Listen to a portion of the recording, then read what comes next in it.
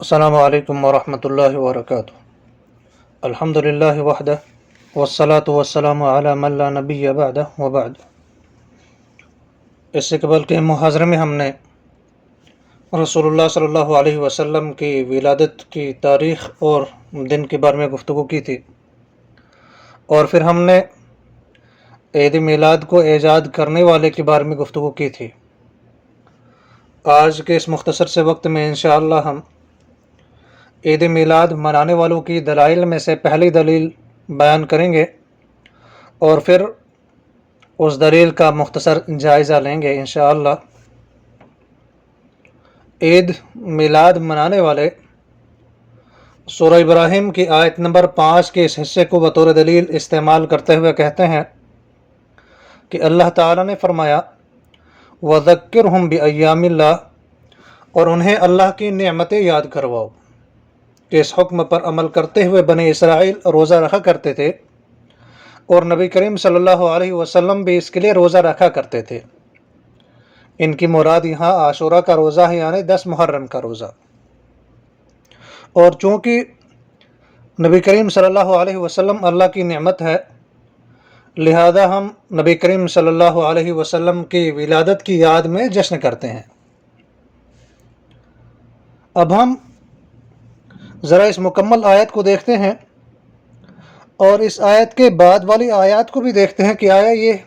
حکم کس تناظر میں ہے۔ اللہ تعالیٰ نے فرمایا وَلَقَدْ أَرْسَلْنَا مُوسَىٰ بِآيَاتِنَا أَنْ أَخْرِجْ قَوْمَكَ مِنَ الظُّلُمَاتِ إِلَى النُّورِ وَذَكِّرْهُمْ بِأَيَّامِ اللَّهِ إِنَّ فِي ذَلِكَ لَآيَاتٍ لِكُلِّ صَبَّارٍ شَكُورٍ۔ اور ہم نے موسیٰ علیہ السلام کو اپنی نشانیوں کے ساتھ بھیجا کہ اپنی قوم کو اندھیروں سے روشنی کی طرف نکالو، اور انہیں اللہ کی نعمتیں یاد کرواؤ، اس میں ہر صبر اور شکر کرنے والے کے لیے نشانیاں ہے۔ اگر اس آیت کے بعد والی آیات کو پڑھا جائے تو یہ سمجھ میں آ جاتا ہے، اور یہ بات اظہر من الشمس ہو جاتی ہے کہ موسیٰ علیہ السلام نے اللہ کے اس حکم پر کیسے عمل کیا، اپنے قوم کو اللہ کی نعمتیں یاد کروائیں یا عید منانے کا حکم دیا۔ اور پھر جب ہم اس آیت مبینہ کی تفسیر میں دیکھتے ہیں کہ مفسرین کرام نے اس آیت کے تناظر میں کیا بیان فرمایا ہے، امام محمد بن احمد جو امام القرطبی کے نام سے معروف ہے، یہ اپنی کتاب الجامع لاحکام القرآن میں اس آیت کی تفسیر میں لکھتے ہیں وَقَدْ تُسَمَّى النِّعَمُ الْأَيَّامُ،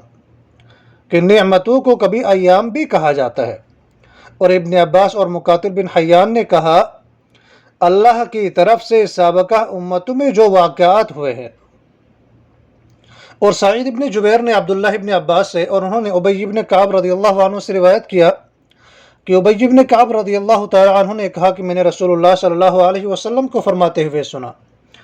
انہ بینما موسیٰ علیہ السلام فی قومہ یذکرہم بایام اللہ وایام اللہ نعماؤہ وبلاؤہ۔ ایک دن موسیٰ علیہ السلام اپنی قوم کو اللہ کے دن یاد کروا رہے تھے، اور اللہ کے دن اس کی طرف سے مصیبتیں اور اس کی نعمتیں ہیں۔ یہ حدیث صحیح مسلم کتاب الفضائل میں موجود ہے۔ اور امام ابن کثیر رحمہ اللہ نے اس آیت کی تفسیر میں امام مجاہد اور امام قتادہ کا قول نقل کرتے ہوئے فرمایا کہ اللہ تعالیٰ کے اس حکم میں کہ انہیں اللہ کی نعمتیں یاد کرواؤ، کہ اللہ تعالیٰ نے ان کو فرعون کے ظلم سے نجات دی، اور ان کے دشمن سے انہیں محفوظ کیا، اور سمندر کو ان کے لیے پھاڑ کر اس میں راستہ بنایا، اور ان پر بادلوں کا سایہ کیا، اور ان پر من و سلوہ نازل کیا، اور اسی طرح کی دیگر نعمتیں بھی ہے۔ تو آپ اس کے لیے تفسیر القرآن العظیم ابن کثیر کا مطالعہ کر سکتے ہیں۔ ذرا ہم اس آیت بینہ پر غور کریں کہ اللہ کے رسول صلی اللہ علیہ وسلم اس آیت میں اللہ کے دنوں کی کیا تفسیر فرماتے ہیں۔ کیا انہوں نے جشن میلاد منانے کا فرمایا یا خود منایا؟ اور عید میلاد کے حق میں دلیل بنانے والے حضرات کیا ان فرامین کو بھول چکے ہیں؟ اللہ تعالیٰ کا یہ فرمان یا ایھا الذین آمنوا لا تقدموا بین یدی اللہ ورسولہ واتقوا اللہ ان اللہ سمیع علیم یا ایھا الذین آمنوا لا ترفعوا اصواتکم فوق صوت النبی ولا تجہروا له بالقول کجہر بعضکم لبعض تحبط اعمالکم وانتم لا تشعرون۔ اے لوگو، जो ईमान लाए हो, अल्लाह और उसके रसूल से आगे मत बढ़ो और अल्लाह की नाराज़गी से बचो। बेशक अल्लाह ताला सुनने वाला और जानने वाला है। ए ईमान वालो, नबी की आवाज़ से आवाज़ बुलंद न करो और न ही उसके साथ ऊंची आवाज़ में बात करो, ऐसा ना हो कि तुम्हारे अमाल गारत हो जाए और तुम्हें पता भी न चले। फिर ये लोग इस आयत के साथ 10 मुहर्रम के रोज़े को मुंसलिक करते हुए कहते हैं कि अल्लाह ताला के फरमान में कि उन्हें अल्लाह की नेमतें याद करवाओ, इस पर अमल करते हुए बनी इसराइल रोज़ा रखा करते थे और नबी करीम सल्लल्लाहु अलैहि वसल्लम भी इसके लिए रोज़ा रखा करते थे। जी हाँ, आपका ये कहना बिल्कुल दुरुस्त है कि बनी इसराइल उस दिन रोज़ा रखा करते थे जिस दिन अल्लाह ताला ने उन्हें फिरऔन से नजात दी थी, और वह है 10 मुहर्रम का दिन। और बनी इसराइल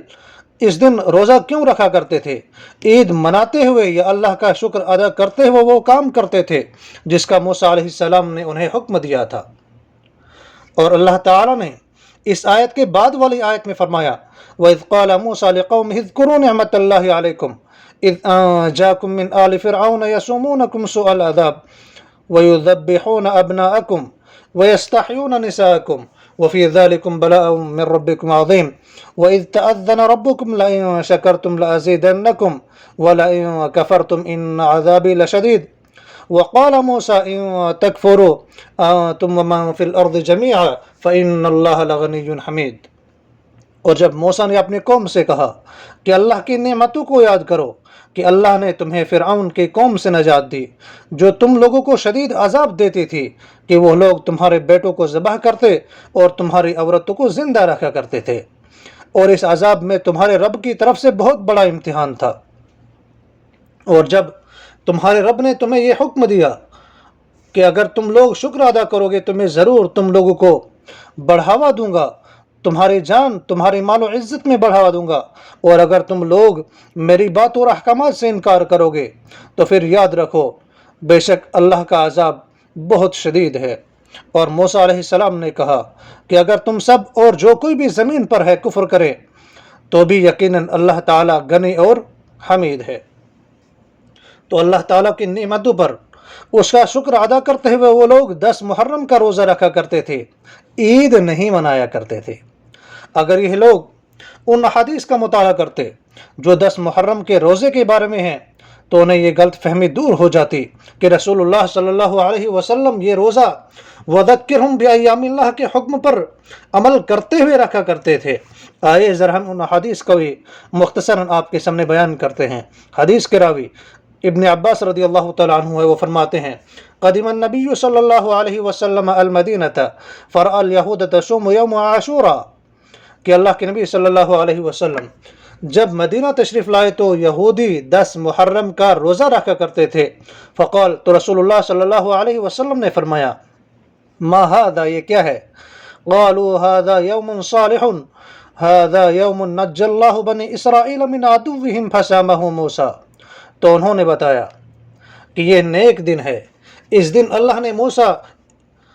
अल्लाह ताला ने बनी इसराइल को उनके दुश्मन से नजात दी थी, तो मूसा अलैहिस्सलाम ने इस दिन रोज़ा रखा। क़ाला, तो आप सल्लल्लाहु अलैहि वसल्लम ने फरमाया, फ़अना अहक्कु बिमूसा मिनकुम, मेरा हक मूसा पर तुम लोगों से ज़्यादा है। फ़सामहु व अमर बिसियामिही, तो रसूलुल्लाह सल्लल्लाहु अलैहि वसल्लम ने इस दिन का रोज़ा रखा और रोज़ा रखने का हुक्म दिया। यह हदीस सही बुखारी किताब उस-सियाम में मौजूद है। और दूसरे हदीस जिसके रावी अबू मूसा रदियल्लाहु तआला अन्हु है, वो फरमाते हैं, कान यौम आशूरा तउद्दुहुल यहूद ईदा, क़ाल नबी सल्लल्लाहु अलैहि वसल्लम, कि अबू मूसा रदियल्लाहु अन्हु फरमाते हैं 10 मुहर्रम के दिन को यहूदी जो है ईद जाना करते थे, तो अल्लाह के नबी सल्लल्लाहु अलैहि वसल्लम ने फरमाया, फसूमुहु अंतुम, तुम लोग इस दिन का रोज़ा रखो। ये हदीस भी सही बुखारी किताब उस-सियाम में मौजूद है। इस हदीस मुबारक में हमें यह पता चला कि खुशी के मौके को इस तरह ईद मनाना यहूदियों की आदत में से है, जिस पर इनकार फरमाते हुए रसूलुल्लाह सल्लल्लाहु अलैहि वसल्लम ने खुशी के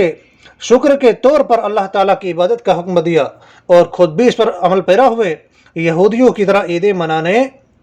की इजाज़त नहीं दी। दूसरे हदीस के रावी यही अब्दुल्लाह इब्न अब्बास रदियल्लाहु तआला अन्हु फरमाते हैं ما رأيت النبي صلى الله عليه وسلم يتحرى صيام يوم فضله الله على غيره إلا هذا اليوم يوم عاشوراء وهذا الشهر یعنی شہر رمضان، کہ میں نے رسول اللہ صلی اللہ علیہ وسلم کو دیکھا کہ وہ اس 10 محرم کے روزے کو کسی بھی اور دن کے روزے سے زیادہ فضیلت والے جانتے تھے، اور نہ کسی اور مہینے کو اس مہینے سے زیادہ فضیلت والا جانتے تھے، یعنی رمضان کے مہینے کو۔ یہ حدیث بھی صحیح بخاری کتاب الصیام میں موجود ہے۔ اور چوتھی حدیث کے راوی ابو قتادہ رضی اللہ عنہ ہے، گرچہ کی ایک لمبی حدیث ہے، لیکن میں آپ کے سامنے اس حدیث کا ایک ٹکڑا بیان کروں گا کہ رسول اللہ صلی اللہ علیہ وسلم سے عاشورہ کے روزے کے بارے میں پوچھا گیا تو آپ صلی اللہ علیہ وسلم نے ارشاد فرمایا، احتسب علی اللہ ان یکفر السنۃ الماضیہ، میں اللہ سے امید رکھتا ہوں کہ اللہ تعالیٰ اس عاشورہ کے روزے کے ذریعے پچھلے ایک سال کے گناہ معاف فرما دے گا۔ یہ حدیث صحیح مسلم کتاب الصیام میں موجود ہے، اور اسی طرح سے صحیح ابن حبان میں بھی حدیث موجود ہے۔ اور پانچویں حدیث جس کے راوی ام المومنین عائشہ صدیقہ رضی اللہ تعالی عنہ، عبداللہ ابن عمر، عبداللہ ابن مسعود اور جابر ابن سمرہ رضی اللہ عنہم ہے، وہ فرماتے ہیں کہ رسول اللہ صلی اللہ علیہ وسلم نے فرمایا، کان یوما یصومہ اہل الجاہلیہ فمن احب منکم ان یصومہ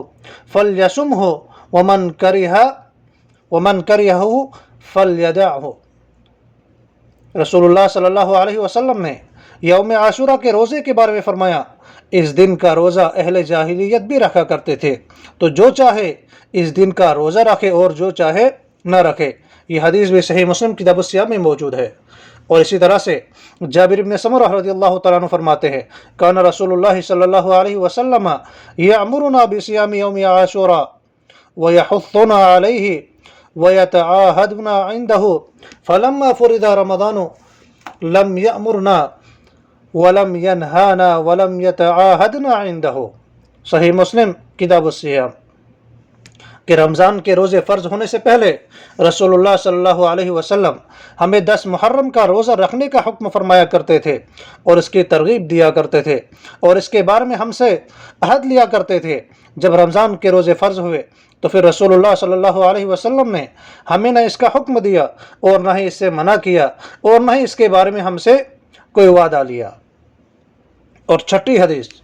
کہ جس کے راوی حمید بن عبد الرحمن ہے، انہوں نے اس سال میں جس سال میں معاویہ رضی اللہ عنہ نے حج کیا، معاویہ رضی اللہ عنہ کو عاشورہ کے دن منبر پر یہ کہتے ہوئے سنا، اے مدینہ والو، تمہارے علماء کہاں ہیں؟